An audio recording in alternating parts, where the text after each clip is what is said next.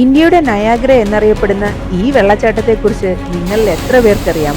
അതും നമ്മുടെ കേരളത്തോട് തൊട്ടടുത്താണെന്നുള്ളത്.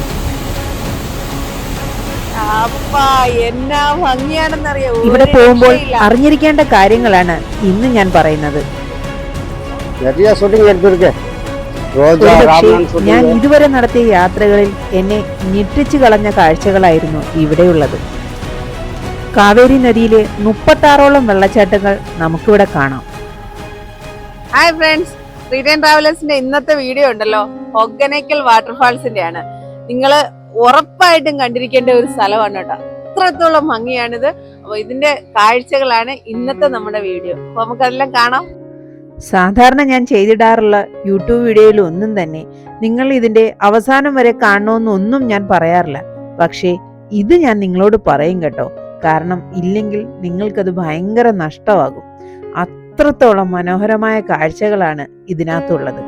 അതും പോരാഞ്ഞ് ഇവിടെ പോകുമ്പോൾ ശ്രദ്ധിക്കേണ്ടതായ കുറച്ച് കാര്യങ്ങളുണ്ട്.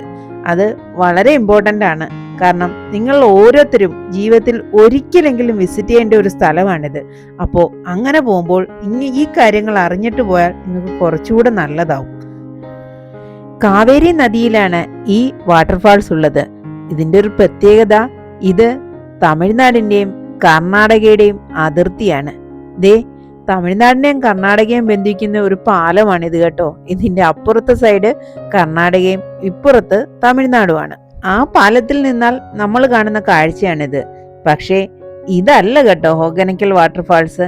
ഇതൊരു തുടക്കം മാത്രമാണ്. നമുക്കും അറിയില്ല. ഞങ്ങളുടെ റോഡ് ട്രിപ്പിന്റെ 3ാമത്തെ ദിവസം ഞങ്ങളുടെ ഒരു ഫ്രണ്ട് സജസ്റ്റ് ചെയ്തിട്ടാണ് ഞങ്ങൾ ഈ ഹൊഗനേക്കൽ കാണാൻ വേണ്ടിയിട്ട് ഇവിടെ എത്തിയത്. ഇവിടെ എത്തിയപ്പോൾ രാത്രിയായി എന്നുള്ളതൊക്കെ ഞാൻ കഴിഞ്ഞ വീഡിയോയിൽ കാണിച്ചിട്ടുണ്ടായിരുന്നു. ഒരു പക്ഷേ ഇവിടെ സ്റ്റേ ചെയ്യുക എന്നൊരു തീരുമാനം ഞങ്ങൾക്ക് ഉണ്ടായിരുന്നതേയില്ല. എന്തായാലും വന്നതല്ലേ, എന്നാ കണ്ടിട്ട് പോയേക്കാന്ന് കരുതിയിട്ടാണ് നിന്നത്. ഒരുപക്ഷെ ഞങ്ങൾ ലൈഫിലെടുത്ത ഏറ്റവും നല്ല തീരുമാനങ്ങളിൽ ഒന്നായിരുന്നു അത് കേട്ടോ. അല്ലെങ്കിൽ ഈ മനോഹരമായ കാഴ്ച നഷ്ടപ്പെട്ടു പോയേനെ നമുക്ക്. വെള്ളച്ചാട്ടത്തിനോടൊപ്പം തന്നെ ഹൊഗനേക്കലിനെ പ്രശസ്തമാക്കിയ വേറൊരു കാര്യമാണ് ഇവിടുത്തെ ഫുഡ്. രാവിലെ ബോട്ടിങ്ങിന് പോകാൻ വേണ്ടി ഞങ്ങൾ നടന്നപ്പോൾ അതിന്റെ സൈഡിൽ കണ്ട കാഴ്ചകളാണിത്. ധാരാളം മീനുകൾ. ഇതെല്ലാം തന്നെ കാവേരി നദിയിൽ നിന്ന് പിടിക്കുന്നതാണേ. നമുക്ക് ആദ്യം ഇത് മനസ്സിലാവില്ല. ഈ ബോട്ടിങ്ങിന് പോയപ്പോഴാണ് ഞങ്ങൾക്കത് മനസ്സിലായത് എങ്ങനെയാണ് മീൻ ഇവിടെ വരുന്നതെന്ന്. നമുക്ക് പോലും അവിടെ ചൂണ്ടയിട്ട് മീൻ പിടിക്കാം. അതേപോലെ മീനാണ് അവിടെ. അങ്ങനെ അപ്പോൾ പിടിക്കുന്ന മീൻ ലൈവായി തന്നെ വൃത്തിയാക്കി അപ്പോൾ തന്നെ ഫ്രൈ ചെയ്തും കറി വെച്ചും അവിടെ അവർ വിളമ്പാറുണ്ട്. അതാണ് അവിടുത്തെ വേറൊരു പ്രത്യേകത. അപ്പോൾ ഇനി നമുക്ക് ബോട്ടിങ്ങിന്റെ കാര്യത്തിലേക്ക് വരാം. ഇവിടെ ബോട്ടിംഗ് എന്ന് പറയുന്നതേ നമ്മുടെ കൊട്ടവഞ്ചിയാണ്. പെർ ഹെഡ് 1500 രൂപയാണ് ഇവിടെ അവർ ഈടാക്കുന്ന ചാർജ്. ഒരു വഞ്ചിയിൽ ഏകദേശം 4 പേർക്കോളം കയറുകയും ചെയ്യാം. അപ്പം ഇനി തൊട്ട് നിങ്ങൾ ശ്രദ്ധിക്കണം ഞാൻ പറയുന്ന കാര്യങ്ങൾ. അങ്ങനെ നമ്മളും അവിടെ ചെന്ന് ടിക്കറ്റ് എടുത്തു. 1500 രൂപ വെച്ച് 4 പേർക്കുള്ള പേ ചെയ്തു. നമുക്ക് പോകാനുള്ള വഞ്ചിയാണ് ആ പോകുന്നത്. സ്വാഭാവികമായും അവിടുത്തെ വിശേഷങ്ങളൊക്കെ ചോദിച്ച് ഞങ്ങൾ നമ്മുടെ യാത്ര ആരംഭിച്ചു. അപ്പോൾ നേരത്തെ ഞാൻ കാണിച്ച ആ പാലമുണ്ടല്ലോ, എന്ന് വെച്ചാൽ കർണാടകയുടെയും തമിഴ്നാടിന്റെയും ബന്ധിപ്പിക്കുന്നത്. അപ്പം അതിന്റെ അടിഭാഗത്തോടുകൂടിയാണ് ഈ കൊട്ടവഞ്ചി പോകുന്നത്. ரோஜா ஷூட்டிங் எல்லாம் எடுத்தது இங்கதான் ஷூட்டிங். ரோஜா மூவி.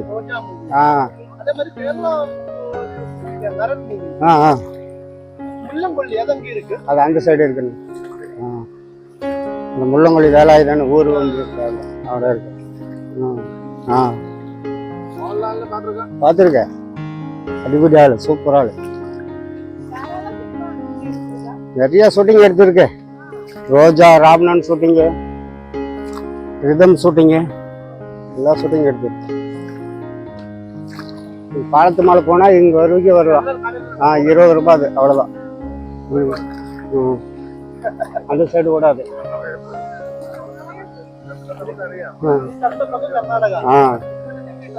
ஆமாம்.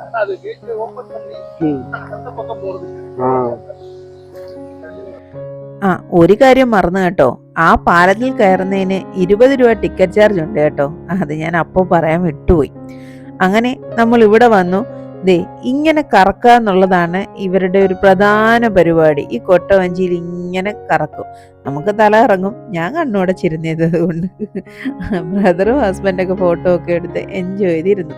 അങ്ങനെ കുറച്ചു നേരം അവിടെ സ്പെൻഡ് ചെയ്തതിന് ശേഷം നമ്മൾ അവിടുന്ന് തിരിച്ചു. അവിടെ നിന്നും ഇനി അടുത്ത സ്ഥലത്തോട്ട് പോകുന്നു എന്നാണ് പുള്ളിക്കാരൻ നമ്മളോട് പറഞ്ഞത്. അങ്ങനെ ഈ കൊട്ടവഞ്ചിയിൽ ഒരു 20-25 മിനിറ്റത്തെ യാത്രയ്ക്ക് ശേഷം നമ്മള് ഒരു ദ്വീപ് പോലുള്ള ഒരു സ്ഥലത്തെത്തി. ദേ ഇതാണത്. പുള്ളി നമ്മളോട് പറഞ്ഞു, നിങ്ങൾ ഇവിടെ ഇറങ്ങിക്കോ, കുറച്ചു നേരം സമയം സ്പെൻഡ് ചെയ്യാം എന്നൊക്കെ പറഞ്ഞു.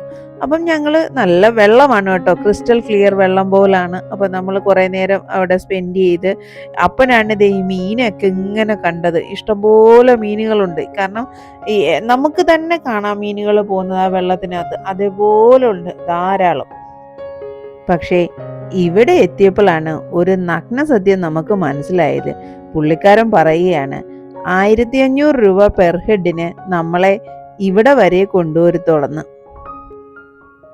എവിടെ യാത്ര പോകുന്നതിന് മുന്നും നമ്മൾ ചെറുതായി ആ ഭാഗത്തെക്കുറിച്ച് ഒന്ന് അന്വേഷിക്കാറുണ്ടല്ലോ. അപ്പൊ ഗൂഗിൾ നോക്കിയും യൂട്യൂബ് നോക്കിയും ഹൊഗനക്കൽ വാട്ടർഫാൾ ഇതല്ല എന്ന് നമുക്കറിയായിരുന്നു. അപ്പൊ ഞങ്ങൾ ചോദിച്ചു, എന്തുകൊണ്ട് നമ്മളെ അവിടെ കൊണ്ടുപോകുന്നില്ല? അപ്പം പുള്ളിക്കാരൻ പറഞ്ഞു, അത് കർണാടകയുടെ ഭാഗമാണ്, നമ്മൾ തമിഴ്നാടിൻ്റെതാണ്. അപ്പോൾ നമുക്ക് അവിടെ കൊണ്ടുപോകാൻ പെർമിഷൻ ഇല്ല. പെർമിഷൻ എടുത്തിട്ട് നിങ്ങളെ അവിടെ എത്തിക്കണമെങ്കിൽ ഇനിയും പെർ ഹെഡ് 1000 റുപ്പീസ് വെച്ചിട്ട് പുള്ളിക്കാരന് കൊടുത്തെങ്കിൽ മാത്രമേ നമ്മളെ അവിടെ കൊണ്ടുപോകുള്ളൂ എന്ന് പറഞ്ഞു. ഇത് ഇവരുടെ ഒരു ട്രിക്കാണ് കേട്ടോ. സത്യം പറഞ്ഞാൽ അവിടെ ഫീ മേടിക്കുന്നത് ഹൊഗനക്കൽ ഫുള്ള് കാണിക്കാൻ വേണ്ടിയിട്ടാണ്. പക്ഷെ എല്ലാവരും തന്നെ ഈ ദ്വീപിൽ കൊണ്ട് നിർത്തിയിട്ട് പറയും ഇനി പോകണമെങ്കിൽ എക്സ്ട്രാ പൈസ വേണമെന്ന്. അപ്പോൾ നിങ്ങൾ ആര് പോയാലും ശരി, ടിക്കറ്റ് എടുക്കുന്നിടത്ത് വന്ന് ഇതിനൊരു വ്യക്തത വരുത്തിയതിന് ശേഷം മാത്രമേ നിങ്ങൾ ഈ വഞ്ചിയിൽ കയറാവുള്ളൂ. എന്തായാലും വന്നതല്ലേ എന്ന് കരുതി ഞങ്ങൾ പിന്നെ എക്സ്ട്രാ പേ ചെയ്ത് കാണാൻ തന്നെ തീരുമാനിച്ചു.